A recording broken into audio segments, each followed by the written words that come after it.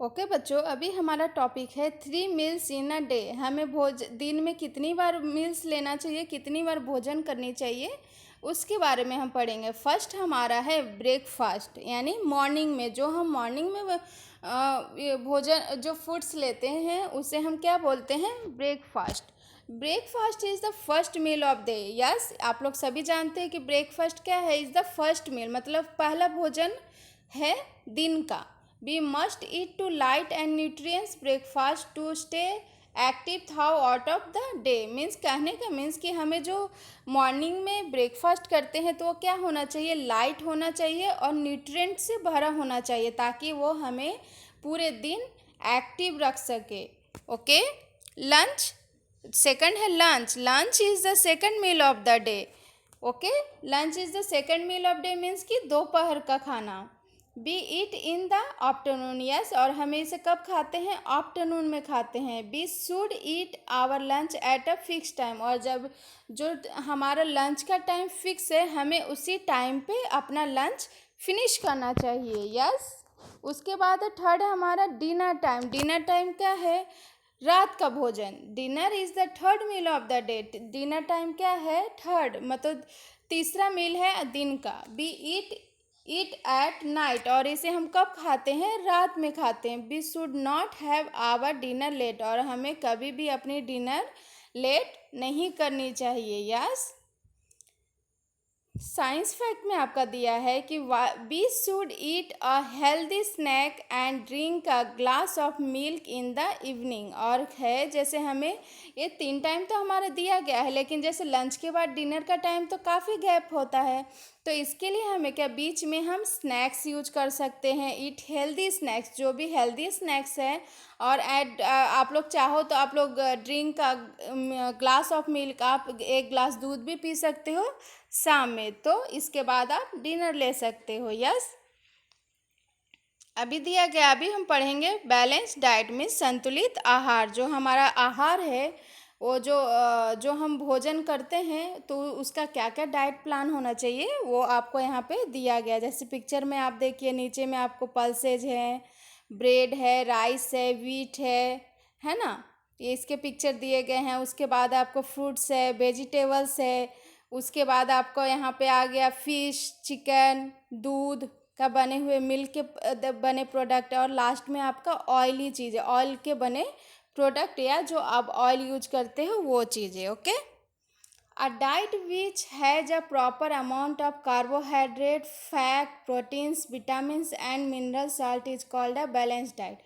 Balance diet हम किसे कह सकते हैं, जिस वैसे डाइट जिससे हमें प्रॉपर, मतलब प्रॉपर अमाउंट में हमें कार्बोहाइड्रेट भी मिल रहा हो, फैट्स भी मिल रहे हो, मिनरल्स भी मिल रहे हो, प्रोटीन्स भी मिल रहे हो, विटामिन्स भी मिल रहे हो, तो उसे हम क्या बोलते हैं, बैलेंस डाइट। यस, अभी है लैक ऑफ नेसेसरी न्यूट्रिएंट और starvation lead of malnutrition. Okay, तो ये है जैसे आवश्यक पोषक तत्वों की कमी या भूखमरी कुपोषण की ओर लेके जाता है। इस चीज़ का मीन्स है कि जो जो आपके बॉडी में जितने चीज़ों की आवश्यकता है, मतलब जितने न्यूट्रिएंट्स चाहिए, और अगर आपको वो न्यूट्रिएंट्स नहीं मिल रहे हैं तो आपको वो कुपोषण की ओर लेके जाएगा। अगर आपके बॉडी में जितने न्यूट्रिएंट्स चाहिए जो ग्रो कर सके आपके बॉडी, जो एनर्जी गिविंग फूड चाहिए, अगर वो आपके बॉडी गेन नहीं कर रही है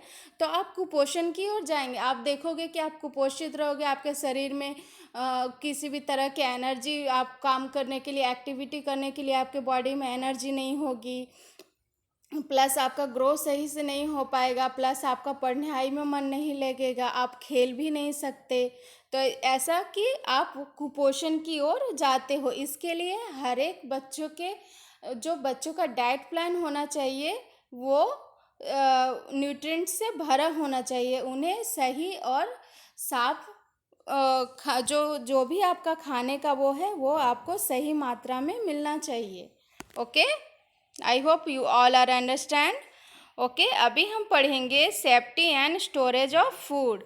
मीन्स हम कैसे सेफ्टी से फूड को स्टोर करें। Okay, we must keep the food we eat, जो हम खाते हैं उसे हमें अपने भोजन को ज़रूरी प्रिजर्व करके ही रखना चाहिए। सेफ फ्रॉम जर्म्स, मतलब उसे जर्म्स से सेफ करके रखना चाहिए। जो भी हम फूड खाते हैं तो ऐसा तो नहीं है कि हम कीटाणु के साथ ही या जो भी जर्म्स है उसके साथ खाएं, तो हमें क्या करना है, उस फूड्स को प्रिजर्व करना है, उस फूड को जर्म्स से सेफ करना पड़ता है। Okay, to keep the food safe and avoid wastage, we should follow few necessary step। मतलब अगर हमें अपने फूड्स को सेव करना है और उसे खराब होने से बचाना है तो हमें कुछ नेसेसरी स्टेप्स दिए गए हैं जिसे हम फॉलो कर सकते हैं। ओके, जैसे हमारा फर्स्ट स्टेप है, we should keep our food covered in air tight container. जो भी हम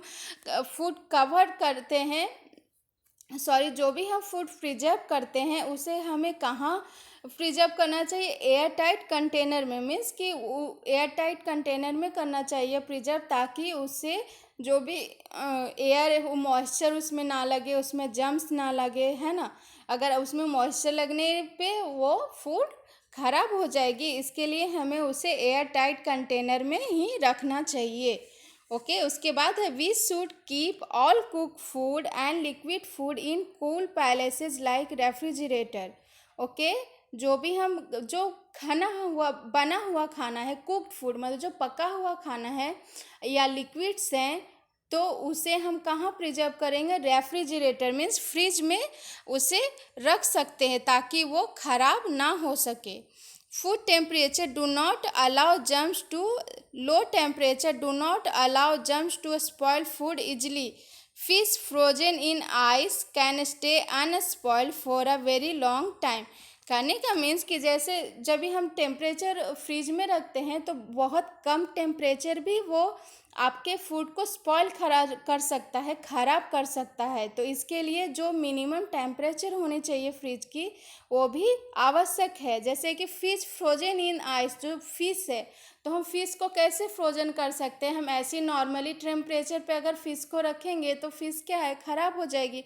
लेकिन हमें फ़िश को अगर हम बर्फ़ में फ्रोजन करते हैं, मतलब जमे हुए बर्फ़ में रखते हैं, तो वो ख़राब होने से बच सकती है और वो लॉन्ग टाइम चलती है। यस, उसके बाद है, food can also be stored by different method. Means food को और अलग अलग प्रकार से भी मतलब प्रिजर्व कर सकते, स्टोर कर सकते हैं। That do not allow germs to grow in them, और कुछ ऐसी चीज़ें हैं जो उन्हें जम्स को ग्रो होने से रोकते हैं, उन्हें नहीं होने देते। जैसे फॉर एग्जांपल में दिया गया है कि jam is preserved in sugar syrup, pickle are stored in oil, onions are kept in vinegar and fish are salted to keep them good for a long time। अगर हम किसी चीज़ को लॉन्ग टाइम के लिए प्रिजर्व कर रहे हैं तो यहाँ पे कुछ एग्जाम्पल दिए गए हैं, जैसे कि jam is preserved in sugar syrup. जो शुगर सिरप है, जो चीनी का जो सिरप होता है ना, उसमें कभी भी आपका जम्स नहीं लगेंगे। तो अगर उससे हम शुगर सिरप से क्या करते हैं, जैम को प्रिजर्व करते हैं। ओके, और उसके बाद है जैसे preserve pickles are store in oil. जैसे कहने के मीन्स कि अगर आपके घर में आपकी मम्मा अचार लगाती है तो आप लोगों ने देखा होगा कि मम्मा अचार में तेल उसे ऊपर तक रखती है ताकि उसमें जम्स ना लग सके। उसमें नमक और ऑयल्स डालते हैं ताकि वो जम फ्री रहे, उसमें जम्स ना हो। Onion are kept in vinegar, और ओनियंस को कहाँ रख सकते हैं, विनेगर में। विनेगर से भी जम्स नहीं लगते हैं।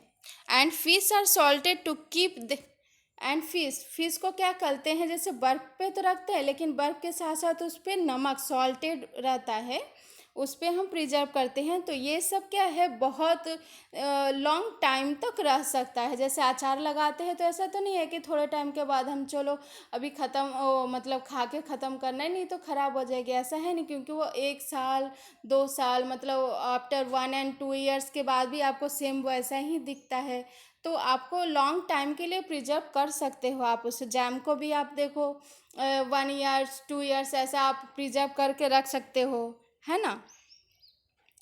उसके बाद है food can also be boiled before eating to kill germs that might to be present in it. Means जो भी फूड यूज करते हैं, जो जिसे हम बॉयल कर सकते हैं, तो हमें उसे बॉयल करके ही खाना चाहिए, ताकि उसमें जो भी जर्म्स प्रेजेंट हो वो ख़त्म हो जाएं। Yes, germs need moisture to grow. और जम्स को क्या है, मॉइस्चर चाहिए। ग्रो करने के लिए क्या आवश्यक है जम्स के लिए? Moisture. Some food like milk can be dried to powder and store for a long time. जैसे कुछ फूड्स ऐसे भी हैं, जैसे आप देखे हो कि जो पाउडर्ड मिल्क है वो लिक्विड में नहीं है, वो पाउडर को प्रिजर्व करने के लिए सुखाते हैं। ड्राइड टू पाउडर, वो सुखा करके उसे पाउडर बनाते हैं। तो उस चीज़ को आप देखते होंगे कि वो लॉन्ग टाइम तक स्टोर रह सकते हैं। लेकिन अगर आपके पास लिक्विड मिल्क है तो हार्डली आप 1 डेज के बाद अगर सेकेंड डेज यूज करोगे तो वो नहीं चलेगा। लेकिन आपका जो मिल्क का पाउडर है उसे आप लॉन्ग टाइम प्रिजर्व कर सकते हो। तो ऐसा देखा आपने बच्चों कि आपके जो सेफ्टी रूल्स है, जितने भी सेफ्टी रूल्स जो प्रिजर्व करने का है, स्टोरेज ऑफ फूड है, तो ऐसा करने से आपके फूड को आप कैसे प्रिजर्व कर सकते हो, कितने दिनों तक रख सकते हो, इसके बारे में अभी हमने पढ़ा। Okay, I hope all you are understand. उसके बाद हमारा नेक्स्ट टॉपिक है rules for healthy eating. Means जो खाना खाने के हेल्दी रूल्स हैं, अभी हम उसके बारे में पढ़ेंगे। Okay, we should not eat food from road side vendor as these are not prepared with a clean hand and are often stale. Means कहने का मीन्स कि जो भी हम रोड के बाहर, जो रोड साइड पे जो वेंडर जो भी प्रिपेयर करके फूड्स सेल करते हैं, तो हमें वो चीज़ खाने से बचना चाहिए। क्योंकि वो मतलब अपने हाथों को ना साफ सफाई ज़्यादा से करते हैं और ना ही उनका जो स्टॉल होता है वो नीट एंड क्लीन होता है। तो इसके लिए हमें रोड साइड वेंडरों से कुछ भी फूड खाना अवॉइड करना चाहिए। Okay, do not eat uncovered food as it may be germs. और जो भी अनकवर्ड फूड है, जो बिना ढका हुआ भोजन है, उसे हमें नहीं खाना चाहिए। हो सकता है इट मे बी कि उसमें जर्म्स हो। Okay, we should wash our hand before and after having meals.